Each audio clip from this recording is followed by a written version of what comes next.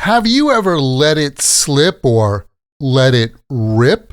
Maybe you need to tell someone to let it go or just let it all hang out. And of course, you can just let it be. Let's dive in.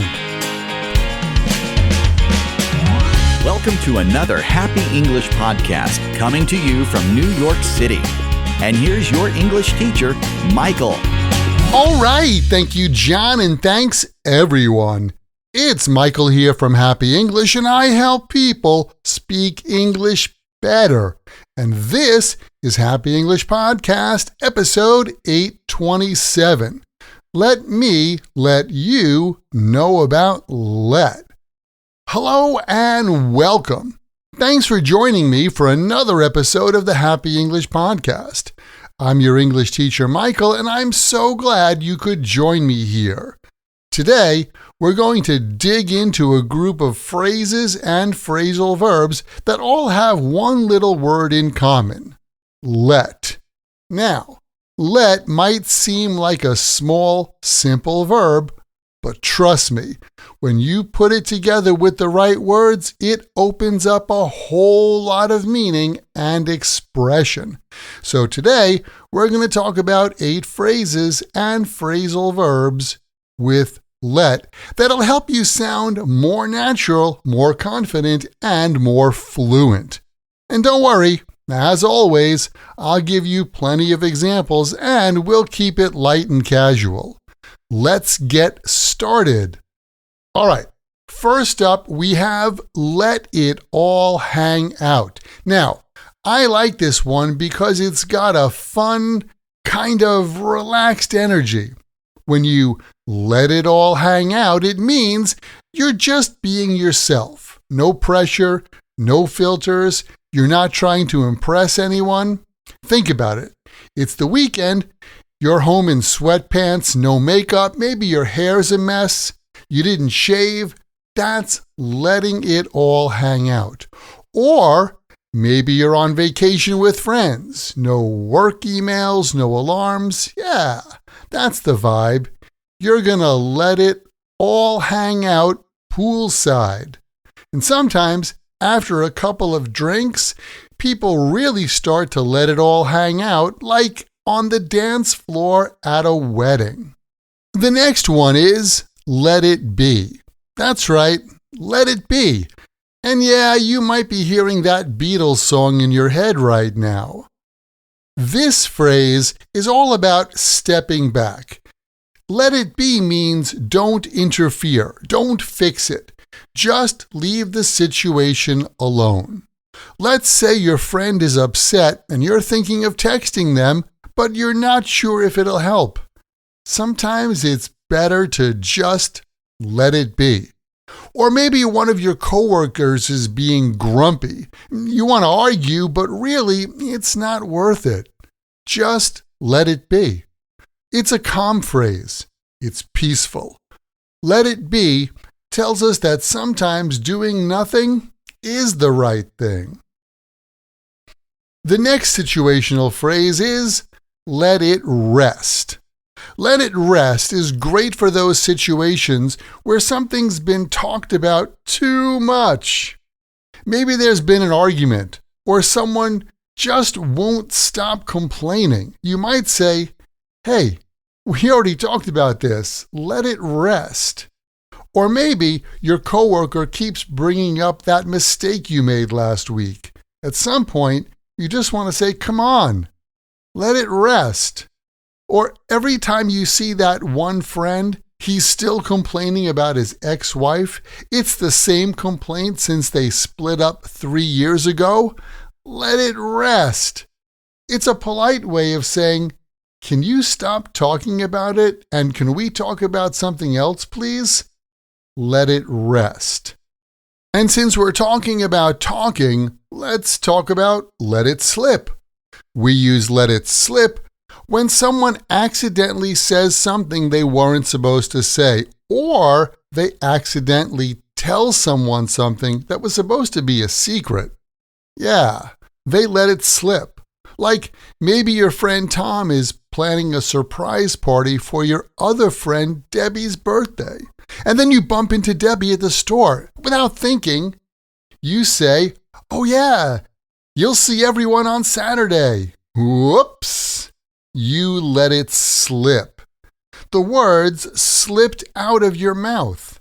Or someone says, "Hey, don't tell Katie about the promotion." But 5 minutes later, you say something and realize, yep, it's too late. It just slipped out.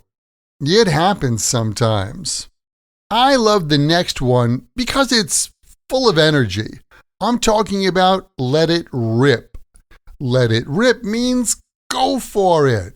Do something at full speed, full power, no holding back. Picture someone about to give a speech or start a race. You might say, "All right, let it rip." Or when a guitarist like Eddie Van Halen jumps into a guitar solo. You know, that moment when they just go all in, full power. Yeah, they're letting it rip. Even at a traffic light. The second it turned green, she let it rip. This one's bold. It's fun, and it's confident. Now, here's a pair of related phrases. Let it go and let something go. They sound the same, but the meaning changes a bit depending on the situation. Let's start with the emotional one. When you let it go, you're choosing not to react. Maybe something annoyed you, but you decide it's not worth the argument. You just let it go. You find out from a friend that behind your back your ex says something rude? Let it go. There's no point in getting upset. Your coworker made a weird comment? Just let it go. Or maybe your company made a change to the schedule. Not your favorite, but it's not the end of the world, so you let it go. Now, the more literal version, let something go, is about physically releasing something. You're holding a rope, a dog, a balloon, and then you open your hand and let it go. Like when I was trying to fly a kite. It seemed like the wind was right, so I let it go. Or when I bring my dog to the backyard, open the fence, unhook the leash, and I let him go. It's a simple phrase, but very common. And finally, the last let phrase is a little more serious. Let someone go. This is a polite or formal way to say someone was laid off or fired from their job. You might hear something on the news like, a spokesman for ABC Company announced that they had to let 10% of the staff go last week because of budget cuts. Or, the accounting manager was let go after the company found out he had another job on the side. It's a softer way of saying it, but the meaning is clear. They lost their job. Okay, keep in mind, the best way to remember English like this and any other word or phrase in English is to take that word or phrase, write it in a sentence that's true for you or true in your world, and then memorize your sentences. And let me say this. You can get more practice using your English when you join my Podcast Learners Study Group.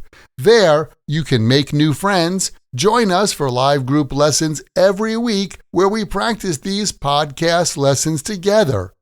Plus, you get access to the PDF transcript and audio download for every Happy English podcast in the past and in the future. And on top of that, each episode has exercises where you can practice this English point with speaking and writing checked by me. To learn more, well, just visit myhappyenglish.com and choose podcast lesson 827. Remember, learning another language is not easy, but it's not impossible. And I'm here to help you on your journey. This podcast was brought to you by Happy English. Please visit myhappyenglish.com. Show your support for Happy English by leaving us a review. Get English, get happy, happy English.